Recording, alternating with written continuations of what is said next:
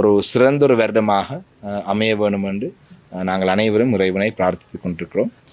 குறிப்பாக இதிலேயும் வடக்கு கிழக்கு வாழ் மக்களுடைய எதிர்காலத்தை குறித்து பாரிய பொறுப்பு எனக்கும் எங்களுடைய கட்சி இலங்கை தமிழரசு கட்சிக்கும் இருக்கின்றது. அந்த வகையிலே தை பிறந்தால் வழி பிறக்கும் என்று சொல்வார்கள். கடந்த காலத்திலேயும் கூட தை பிறந்தால் எங்களுடைய மக்களுக்கு ஒரு சிறந்த எதிர்காலம் அமையும் என்ற நம்பிக்கையிலே நாங்கள் அரசியலிலே நாங்கள் ஈடுபட்டு நாங்கள் எங்களுடைய அரசியல் தீர்வு விடயம் மற்றும் எங்களுடைய மக்களுடைய அடிப்படை கோரிக்கைகள் சம்பந்தப்பட்ட விடயங்களை நாங்கள் முன்னெடுத்திருந்தோம். சில விடயங்களை நாங்கள் கடந்த காலத்திலே அடையக்கூடியதாக இருந்தது, சில விடயங்களை முழுமையாக திருப்தி அடையக்கூடிய வகையாக அடைய முடியாமல் இருந்தது, சில விடயங்களை சில முன்னேற்றகரமான நகர்வுகளை நாங்கள் முன்னெடுத்திருந்தோம், சில விடயங்கள் எந்த ஒரு முன்னேற்றம் இல்லாமலும் இருக்கின்ற விடயங்களும் இருக்கின்றது. அந்த வகையிலே புதிய அரசாங்கம் ஒன்று தெரிவு செய்யப்பட்டிருக்கின்றது. புதிய அரசாங்கத்திலே நாட்டிலே வரலாறிலே முதலாவது முறையாக ஒரு கட்சி 3/2 பெரும்பான்மை 159 ஆசனங்களை எடுத்து பாராளுமன்றத்திலே ஒரு பெரிய பலமான பெரும்பான்மையுடன் செயல்பட்டு கொண்டிருக்கும் காலப்பகுதி. இந்த காலப்பகுதிக்குள்ளே நாங்கள் தமிழ் மக்களுடைய அரசியல் தீர்வு சார்ந்த விடயங்களை நாங்கள் முன்னெடுத்து தமிழ் மக்களுக்கு இந்த நாட்டிலே நிரந்தரமான ஒரு கௌரவமான ஒரு தீர்வொண்டு சமாதானத்துடன் வாழக்கூடிய அனைத்து உரிமைகளுடன் சம உரிமையுடன் இந்த நாட்டிலே தமிழ் மக்களும் ஒரு மக்களாக அங்கீகாரத்துடன் எங்களுடைய சகல அதிகாரங்களுடன் நாங்கள் வாழ வேண்டும் என்றதுக்கான ஒரு அரசியல் தீர்வொன்றை உருவாக்கி அந்த உருவாக்குற பணிகளை இல்லை என்றால் ஆரம்பித்து, இல்லையென்றால் அந்த உருவாக்குற பணிகளே ஒரு முன்னேற்றகரமான செயல்பாடுகளுக்கு அரசாங்கத்தை அழுத்தம் கொடுக்கும் வகையாக இந்த வருடத்திலே எங்களுடைய செயல்பாடுகள் கட்சி சார்பாக அமைய வேண்டும் என்று நான் எதிர்பார்க்கிறேன். அந்த வகையிலே மட்டக்களப்பு மாவட்டத்தை பொறுத்தவரையும் கூட மட்டக்களப்பு மாவட்டத்திலே பல்வேறு சிக்கல்கள் எங்களுடைய மக்கள் முகம் கொடுக்கிறார்கள். இன்றைய நல்நாளிலே எல்லா சிக்கல்களையும் பற்றி பிரச்சனைகளை பற்றி நான் ஒன்றாக கூற விரும்பப்படவில்லை. ஆனால் எங்களுடைய மக்களுடைய வாழ்வாதாரம் பிரதானமாக விவசாயம், கால்நடை, மீன்பிடி, இந்த 3 துறைகளை நம்பிதான் கூடுதலாக எங்களுடைய மக்களுடைய வாழ்வாதாரம் இருக்கின்றது. அந்த வகையிலே இந்த 3 துறைகளிலேயும் இருக்கும் பல சிக்கல்களை நிவர்த்தி செய்வதற்கு முழுமையான நடவடிக்கைகளை நாங்கள் எடுப்போம். அதுக்கான அழுத்தங்களை அரசாங்கத்தை நாங்கள் வழங்குவோம். அதே போல் இந்த வருடத்திலேயும் தேர்தல்கள், உள்ளூராட்சி மன்ற தேர்தல், அதே போல் மாகாண சபை தேர்தல் நடைபெற இருக்கின்றது. நான் நினைக்கிறேன் மட்டக்களப்பு மாவட்டத்திலே மக்கள் கடந்த பாராளுமன்ற தேர்தலிலே முடிவெடுத்ததை போல வடக்கு கிழக்கிலே வாழும் அனைத்து தமிழ் மக்களும் எங்களுடைய இலங்கை தமிழரசு கட்சியினுடைய வீட்டு சின்னத்தை இந்த தேர்தல்களில் ஆதரிக்கிறதின் ஊடாக பாரிய அழுத்தங்களை அரசாங்கத்துக்கு வழங்குவதற்கு எங்களால் அது எங்களுக்கு ஒரு சந்தர்ப்பமாக அமையும். ஏனென்றால் நீங்கள் பார்த்துருந்தீங்கன்னு சொன்னால் பிரதான அரசாங்க கட்சியினூடாக தெரிவு செய்யப்பட்டவர்களுக்கு அந்த அரசாங்கத்துக்குள்ளே அழுத்தம் கொடுக்கறதுக்கு எந்தளவு இடைவெளி எந்தளவு அவகாசம் இருக்கின்றதை பற்றி சந்தேகங்கள் இப்போவே மக்களுக்கு எழுந்திருக்கு. அந்த வகையில் நாங்கள் அவங்களே குறைத்து மதிப்பீடு செய்யவில்லை. ஆனால் உள்ளூராட்சி மற்றும் மாகாண சபை என்றது எங்களுடைய மக்களுடன் நேரடி தொடர்பாடல் உள்ள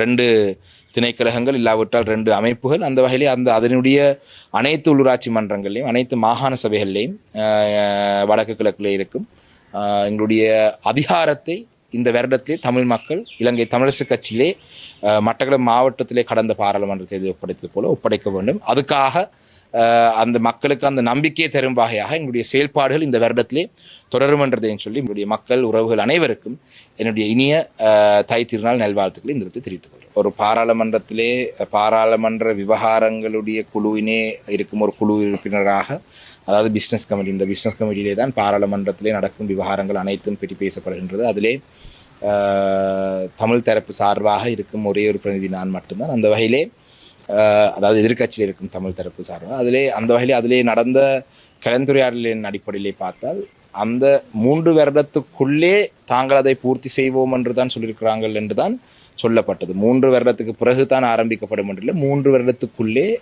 அது பூர்த்தியாகும். ஆனால் 3 வருடங்கள் எடுத்தால் அடுத்த தேர்தல் வந்துவிடும். அரசாங்கத்துக்கு இப்போவே நான் நினைக்கிறேன் பாரிய நெருக்கடிகள் ஆரம்பித்திருக்கு. இன்று எத்தனையோ மக்கள் பொங்கல் கூட பொங்குவதற்கு கஷ்டமான நிலையிலே அரிசி தட்டுப்பாடின் காரணமாக சில சிக்கல்கள் மக்கள் முகம் கொடுக்கிறார்கள். இதே போல் தேங்காயிலிருந்து பல விவசாயிகளுக்கு பல பிரச்சனைகள், அப்போ இப்படியான பிரச்சனைகள் இன்னும் போக போக அதிகரிக்குமே தவிர இந்த அரசாங்கத்தினுடைய காலப்பகுதியை குறைய போவதாக தெரியவில்லை. என்றால் வாகனங்கள் இறக்குமதி செய்கிறதுக்கு அனுமதி வழங்கினால் உடனடியாக அமெரிக்கன் டாலருடைய பெறுமதி, இலங்கை ரூபாயுடைய பெறுமதி குறைந்து அமெரிக்கன் டாலருடைய பெறுமதி அதிகரிக்கும் என்றால் விலைவாசிகள் அதிகரிக்கும். அப்போ இவ்வாறான பிரச்சனைகள் வரும் பொழுது ஒரு புதிய அரசியலமைப்பு ஒன்று அதனூடாக உருவாக்கக்கூடிய வகையாக மக்களுடைய ஆதரவு அரசுக்கு இருக்குமா என்று சந்தேகம் இருக்கு. என்றால் இந்த கிளீன் ஸ்ரீலங்கா என்ற திட்டத்தினூடாக அரசாங்கம் முன்னெடுத்த சில விடயங்களை பற்றி தெற்கிலே மக்களுக்கு பாரிய அதிருப்தி இருக்குது. என்றால் கிளீன் ஸ்ரீலங்கான்றது அந்த வாகனங்களில் பஸ்ஸில் கண் தெரியாத அளவுக்கு தொங்கி வச்சிருந்த விடயங்கள் எல்லாம் அகற்றுவதெல்லாம் நல்ல விடயங்கள் தான், மக்களுடைய பாதுகாப்பை உறுதிப்படுத்துது. ஆனால் மக்கள் எதிர்பார்த்த கிளீன் ஸ்ரீலங்கா எப்படி என்று சொன்னால் ஊழல்வாதிகளை க்ளீன் பண்ணுவார்கள், கொலை செய்தவர்களை க்ளீன் பண்ணுவார்கள், களவெடுத்தவர்களை க்ளீன் பண்ணுவார்கள். ஆனால் அதை விட்டு வாகனங்களில் இருக்கும் தொங்கி இருக்கும் சீலைகளையும் இல்லாட்டி இந்த வாகனங்களை அழகுபடுத்துறதுக்காக இருந்த பொம்மைகளையும் க்ளீன் பண்ணுறது இல்லை. அதாவது கொலகாரனையும் கொள்ளகாரனையும் கப்பம் வாங்கினதையும் பாலியல் கொடுமைகளில் ஈடுபட்டவர்களையும் சீனி மோசடி, எண்ணெய் மோசடி, மற்றது இப்படிக்கான எத்தனையோ மோசடிகள் இருக்குது. அவர்களே அதிலே பட்டியலிட்டு அவர்களே க்ளீன் பண்ணுவார்கள் என்று பார்த்தால் த்ரீலர்களே அடிச்சிருக்கும் ஸ்டிக்கரையும் மற்றது அந்த அந்த அழகுபடுத்துகிற விடயங்களையும் க்ளீன் பண்ணுறதை எல்லாம் பார்த்து மக்கள் அதிருப்தியில் இருக்கிறாங்க. அந்த வகையிலே ஒரு புதிய அரசியலமைப்பு ஒன்று உருவாக்குற நேரம் 3 வருஷத்தால் தான் புதிய அரசியலமைப்பினுடைய வேலைகள் பூர்த்தியாகும் என்றால் அந்த நேரத்திலே அதை செய்யும் அளவுக்கு அரசாங்கம் மீது மக்களுக்கு நம்பிக்கை இருக்குமா என்ற சந்தேகம் இருக்கின்றது. அந்த வகையிலே நாங்கள் பூர்ணமான அழுத்தங்களை இதுக்கு உள்நாட்டிலேயும் சர்வதேச ரீதியாக நாங்கள் வழங்குவோம். ஒரு சிறந்த ஒரு வருடமாக அமைய வேணும் என்று நாங்கள் அனைவரும் இறைவனை பிரார்த்தித்து கொண்டிருக்கிறோம்.